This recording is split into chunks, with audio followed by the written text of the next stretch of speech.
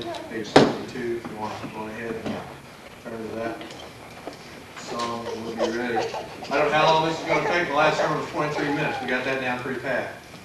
And ever since my other sermon that I gave back on the 12th of April, had a lot of compliments, a lot of encouragement to keep on going. I talked to the West Men's Fellowship over to the Christian Men's Fellowship over to Milton one night, and I really got into it over there, and got a lot of nice compliments from some of the ministers, some of the elders from some of the other churches. So this is the result of a phone call I got. I decided that I would do this, and asked Brother Bill if it was all right. He said, go ahead. I told him I wanted to do it on Sunday night, so I didn't take away from his normal job on Sunday morning. And after that, they asked me to come to Bible school and do a skit. I was fishing. I got into that pretty good. One of the things happened while I was doing that. I asked the children that were in my class, I said, why do you think the disciples went out on the lake, or Sea of Galilee, and cast their nets in the dark? And the girl spoke up and said, that's so the game warden wouldn't catch it.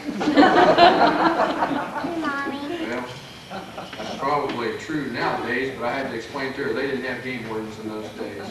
They did it because it was like cooler. And so, with that, I'll get into this. I've got a lot of paperwork laying here. I'll be flipping through the Bible, and just like I was the last time. And sometimes I might stop, look over my notes, see what's going on. And my last sermon, I talked about the puke tables.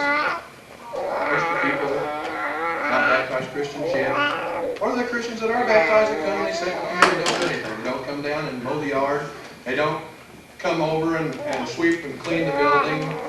They don't take part in taking care of the church or the family here at the church. And I planted a few seeds then.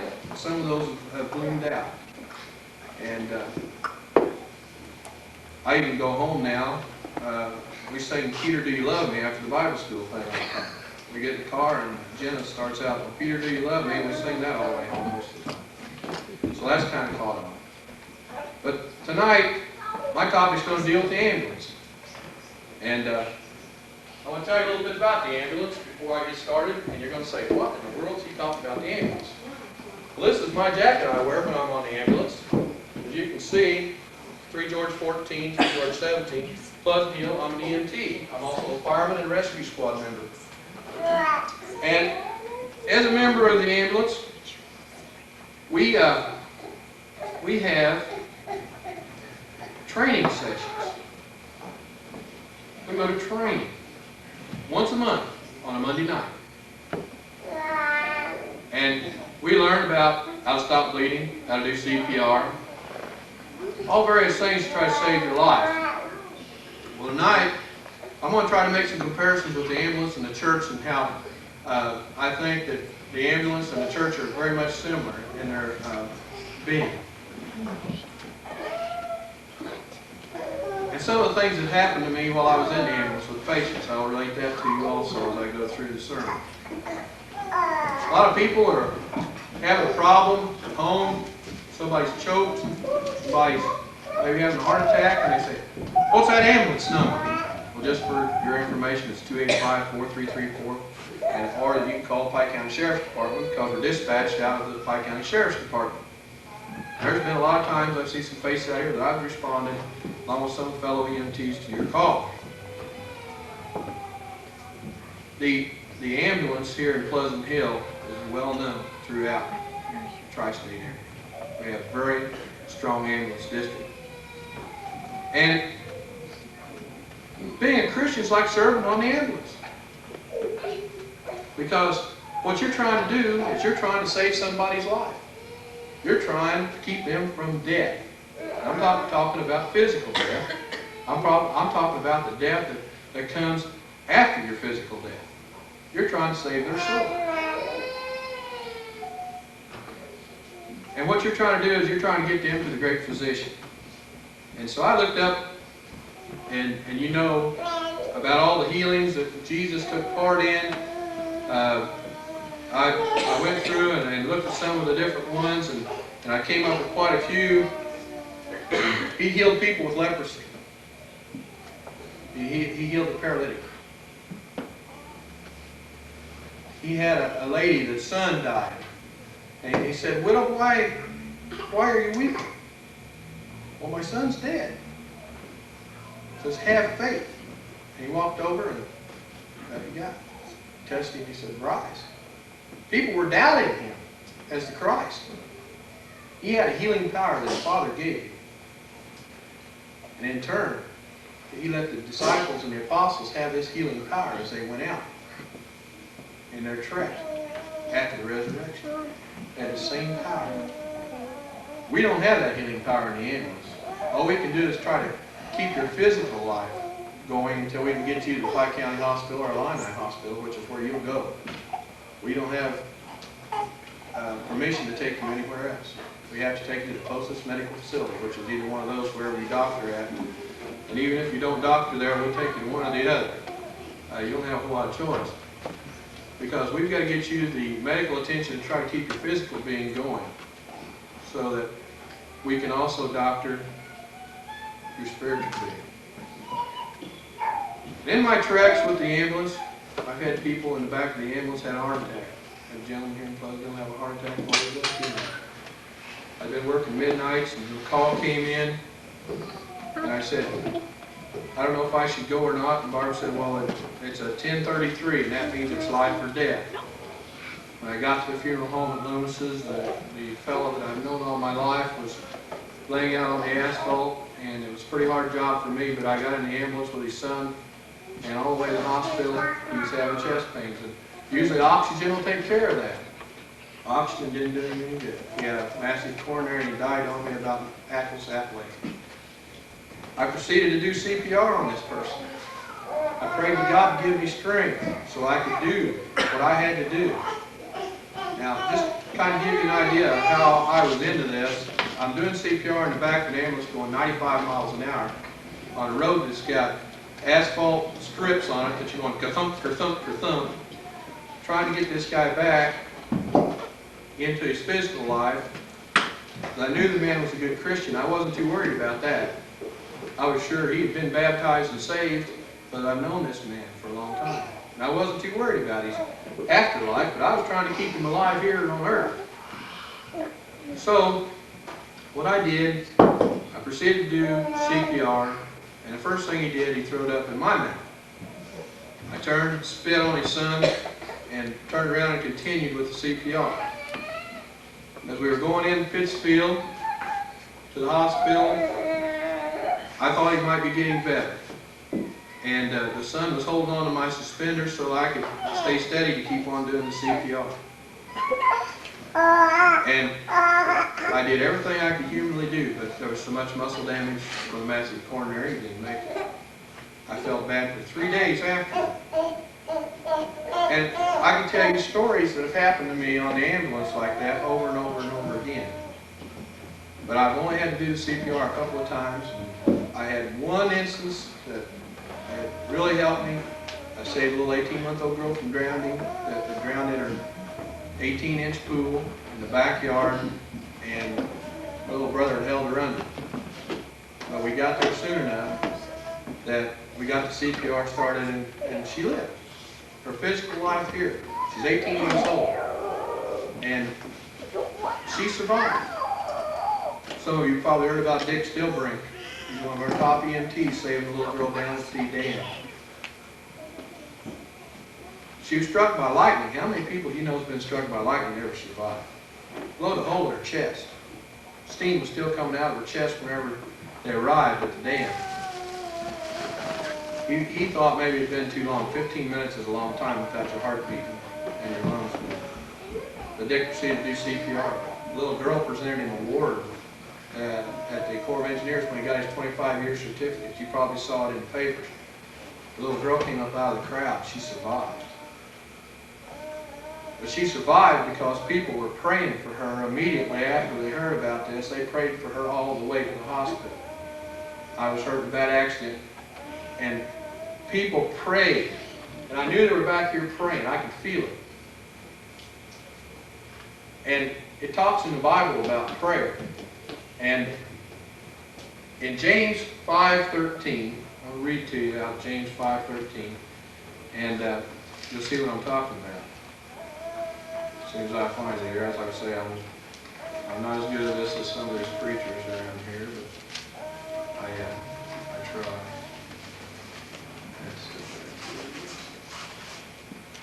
It's James 5:13.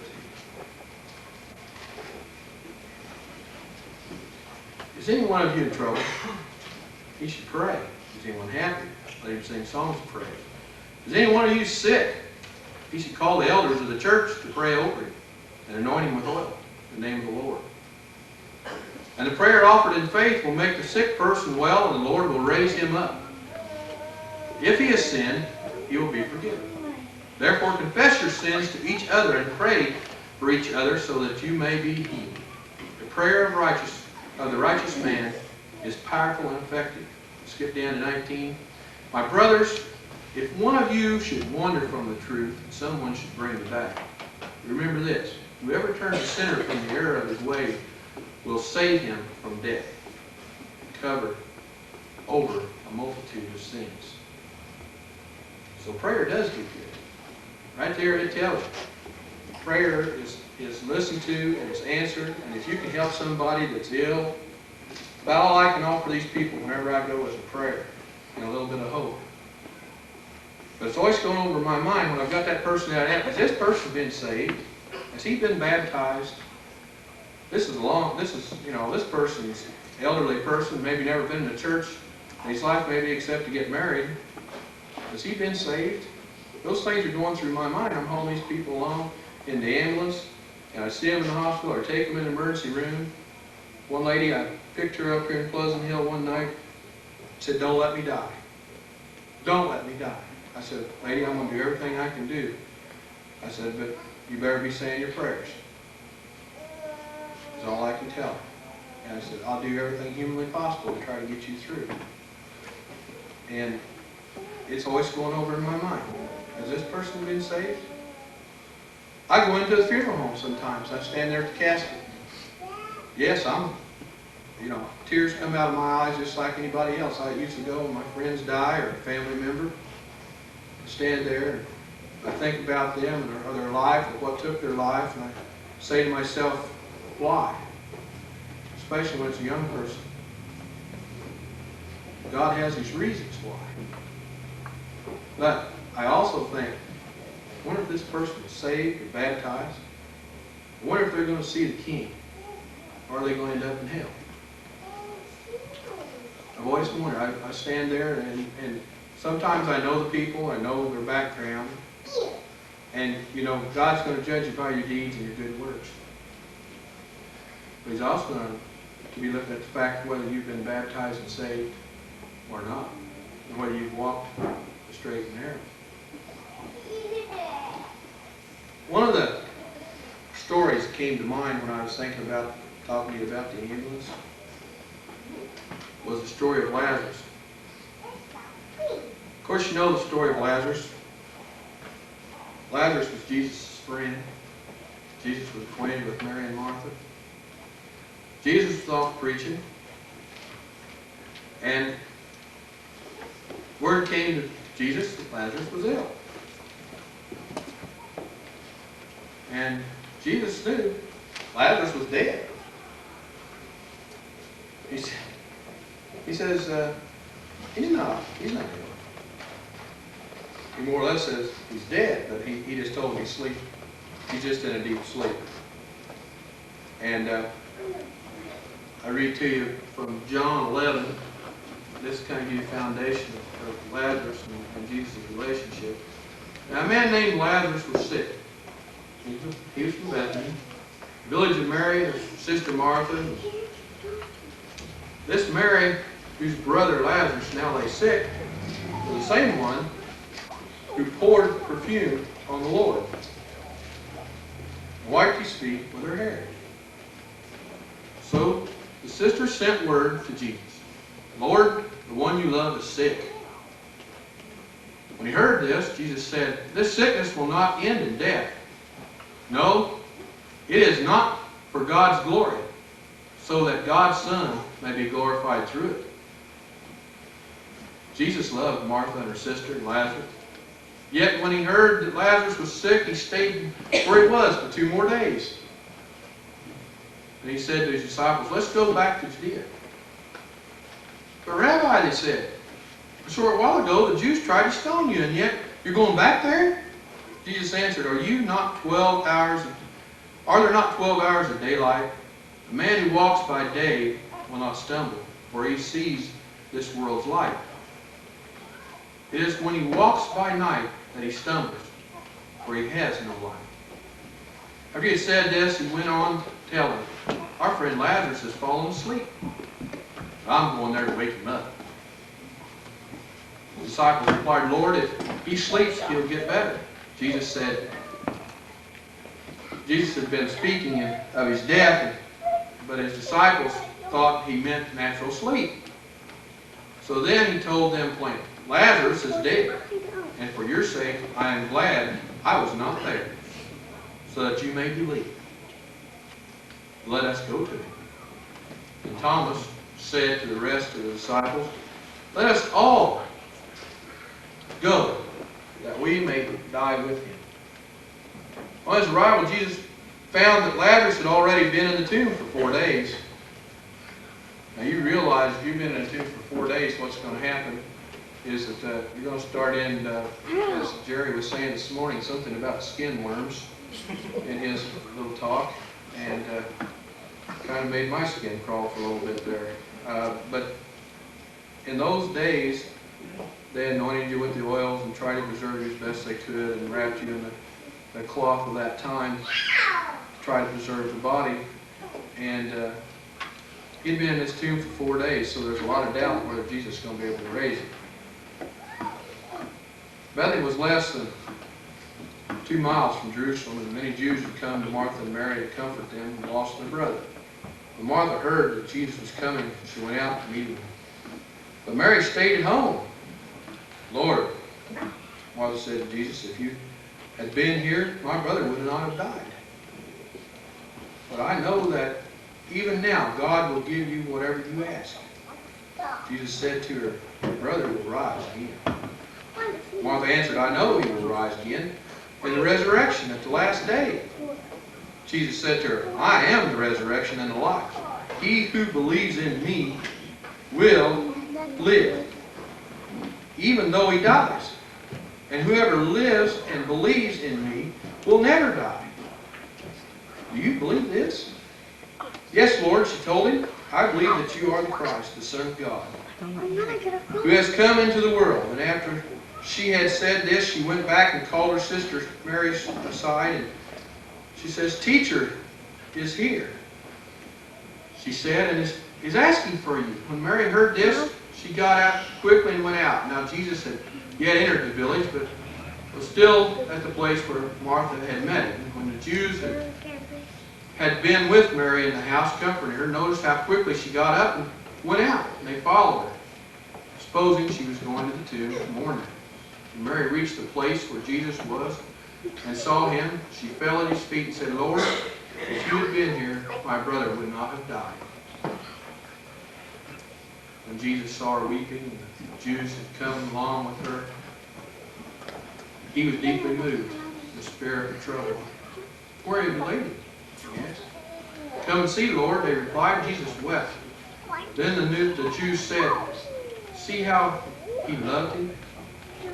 But some of them said, could not he who opened the eyes of the blind man have kept this man from dying? Okay, the Jews are throwing some doubt in there. Couldn't he have kept him from dying? If Jesus had came over after they went and told him that he was sick, Lazarus was ill, could Jesus have kept him from dying? We know there's no doubt about that, probably. But Jesus had a point to make here. Jesus wanted to show them and to make his disciples, who were starting to have some doubts, believe that he was the Christ. You got to remember, this man's been dead 4 days. Jesus, once more deeply moved, came to the tomb. It was a cave with a stone laid across the entrance. Take away the stone, he said. But Lord, said Martha, the sister of the dead man, by this time there's a bad odor. He's been in there 4 days. But Jesus said, did I not tell you that if you believe, you would see the glory of God? So they took away the stone, and then Jesus looked up and said, Father, I thank you for that you have heard me. I knew that you always hear me. But I said, this is for the benefit of the people standing back here, that they may believe that you sent me. This is the sole purpose that Jesus waited to come to the tomb to raise Lazarus. When he said this, Jesus called in a voice, Lazarus, come out. The dead man came out, his hands and feet wrapped with strips of linen, cloth around his face. Jesus said to them, take off the grave clothes and let him go. So, here you are, the story of Lazarus, talking about a man that died, the family, he's died of physical death. The family's upset. Of course, anytime you lose a family member, you're going to be upset when they die of the physical death. But what about the spiritual? Now, on the ambulance, we do something called CPR. In church, we probably got a CPR we could use called the Christian Promise of Rebirth, which I would call baptism. So there is CPR in the Christian church.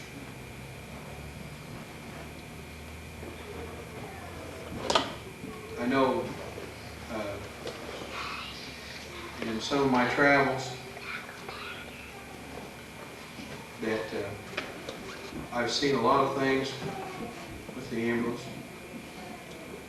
And one of the things the other day I was traveling, and what brought some of this to mind was the fact that we went by an old church on an ambulance room. The wind was boarded up, glass broke out here and there, the bell tower sagged. The other side of the church was an old schoolhouse, the same type of condition. And in my travels, I've noticed a lot of these. The churches are slowly disappearing. The small schools slowly disappearing. I said, what can we do to stop this?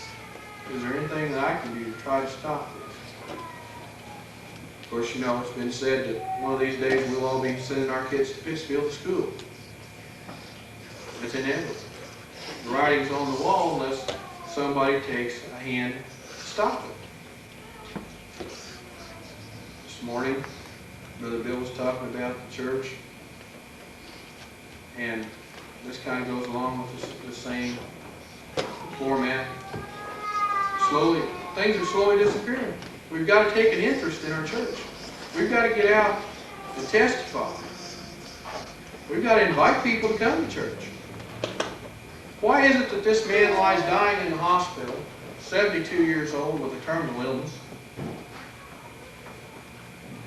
and he calls on one of the local ministers to come and talk to him because he was thinking about Christ? He says, you know, I haven't been to church in 72 years.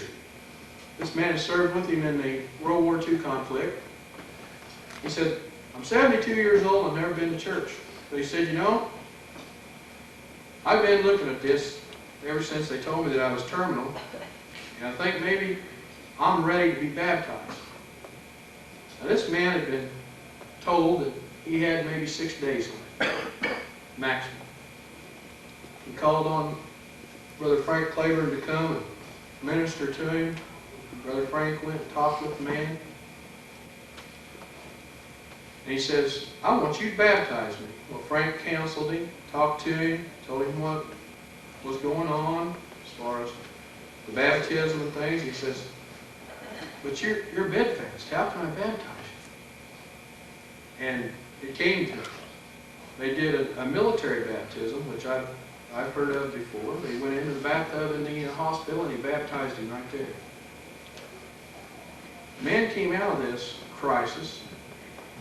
He's still walking. This was 6 months ago. He's still walking over around Detroit, Illinois.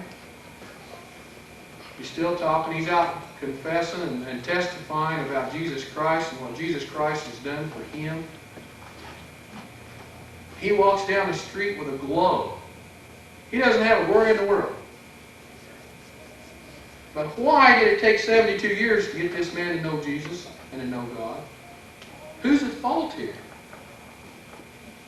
Why is it these people ask me in the ambulance, they say, pray for me. Don't let me die. Is that a fear that they're going to hell and they haven't been saved? Maybe if you give them a second chance, are they going to go to church on Sunday morning and listen to the sermon and maybe take that step? I can't answer that. But why does it take so long? It's because we didn't get out. We, the Christian family, need to get out and bring these people in here. Invite them into our Christian family to worship with us and to know God and to know God's Word through the Bible.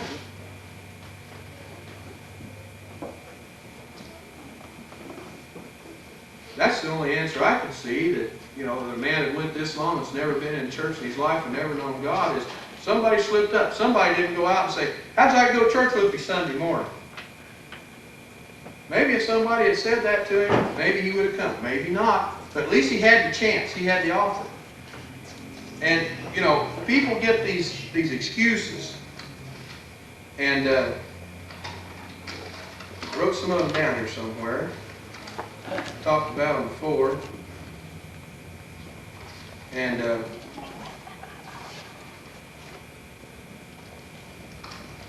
some of them are like, well, why didn't you come to church Sunday? Well, it was my only day off from work, and I had some stuff I had to catch up with at home.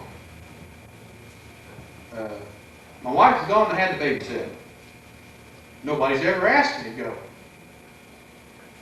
We got people right here in Pleasant Hill that somebody's probably not ever asked to come to church, whether it be this church or one of the other churches. I'm embarrassed at my age to go to church. Or, I don't know anybody there. My answer to that is, how are you ever going to know anybody if you don't take the first step? And there's no reason why you can't come if we've got a babysitting service right here at church. You've got to counter their excuses with fact if they approach you this way and start giving you these flimsy excuses. And, I just don't understand. People that are diagnosed with terminal illness, have been injured in an accident, they turn to God, and they've never attended a church or believed that He even existed before. And all of a sudden, the bomb's been dropped on them. You're not going to live much longer. These people are having second thoughts about the life after the physical death and want to be sure that they've got their bases covered. Well, why haven't we been out there ministering to these people beforehand? Before they were told they were determined? It's our job. We are the guilty in this case. We should have been out witnessing to these people.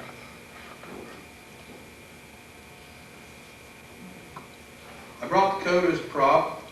I brought another little item to show you. This is something that helps save your physical life while you're here on earth. It's a little black box. At 3 o'clock in the morning, that thing can go off just like that. And I tell them around the house it'll wake the dead, but it has a little trouble getting there sometimes. And that, right after that, the sheriff's dispatcher gets on there and he says, you've got an ambulance call to so-and-so. Ambulance people would go to the ambulance bay and take off and try to respond and try to save whoever it is that's having this need. On the other hand, Here's the other form of beeper that I'd like to talk about. This is the other thing. The Bible is another way of saving a life. Your spiritual life. Physical life, spiritual life. I know there's been a lot of people that we've prayed very hard for in our congregation that have had a hard time. Sometimes they just about lose their faith. They're just right at wit's end. The church family is there for them to try to help them and praying for them, try to make them stronger. I thought about one particular individual, and I'm going to be quiet here. One particular individual that this little bookmark reminds me. You might think of that person as I read it. But what I'm saying is that the ambulance and the church are much similar. The ambulance, you're trying to save the physical life, so the church can try to save the spiritual life. You go to training is to be an EMT. You come to church on Sunday to build up your training to be a good Christian, and so you can go out and witness to these people that need to hear about Jesus and the Bible and His good works.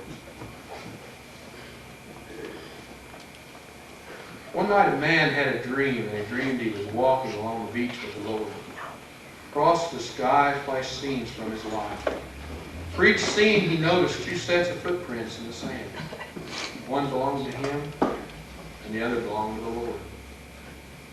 When the last scene of his life flashed before him, he looked back at the footprints in the sand and noticed that many times along the path of his life, there was only one set of footprints. He also noticed that it happened at the very lowest and saddest times in his life. This really bothered me. Questioned the Lord about it.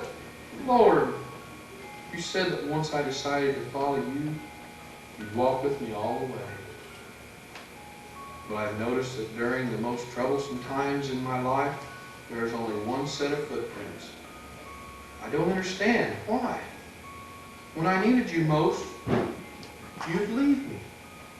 The Lord replied, my precious, precious child, I love you.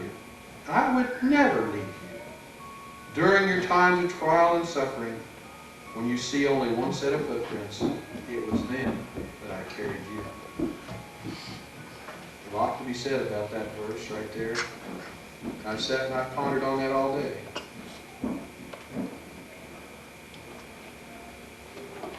People sick in the hospital, sick at home. Jesus is trying to carry them through our prayers.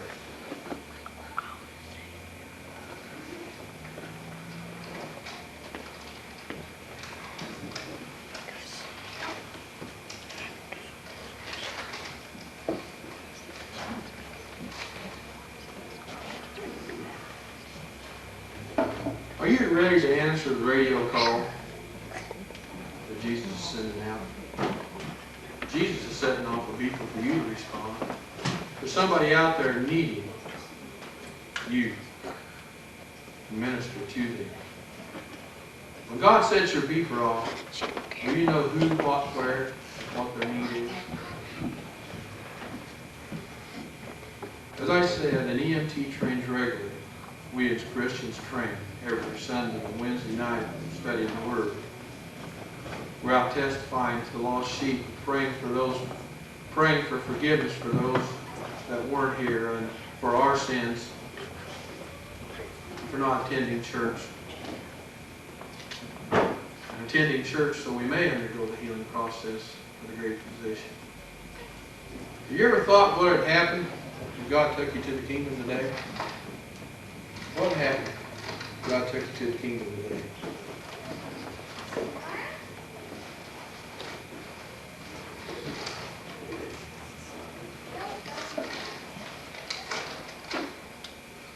Ready to have your deeds and works judged by Him? Do you think about Jesus in your daily walk of life? You know, last sermon I talked about the cross that I carried in my pocket. I still have it in my billfold. Once in a while I'll open my billfold and it'll fall out. It reminds me about Jesus that died on the cross for my sins. Have you given a serious thought about being caught dead without Jesus? Today I'm going to offer you the chance to come forward, have a rebirth with God and the Holy Family.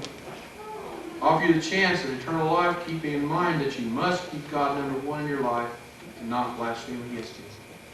If you're not sure about what tomorrow might bring for you, then take the all-powerful step and become one with the Lord. Don't put it off. We're going to be singing from Just As I Am, page 62 of the hymnal. And if there's anybody that would like to come forward and be baptized, feel free to do so. We sing. Stand as we sing the first and the last verse, number 62, just as I am. First and last verse. Just as I am without one plea, but that thy blood was shed for me, and that thou bidst me come to thee, O Lamb of God, I come. Just as I am, thou wilt receive, will welcome pardon, cleanse, relief, because thy promise I believe, O Lamb of God, I come. I come.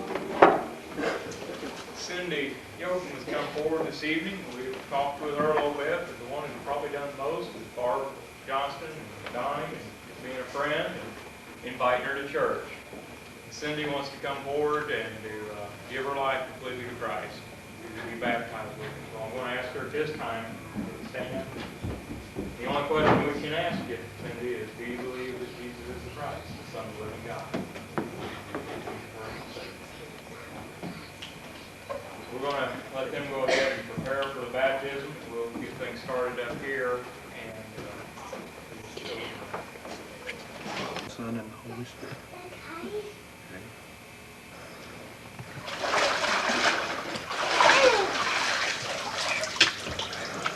Now I belong to Jesus.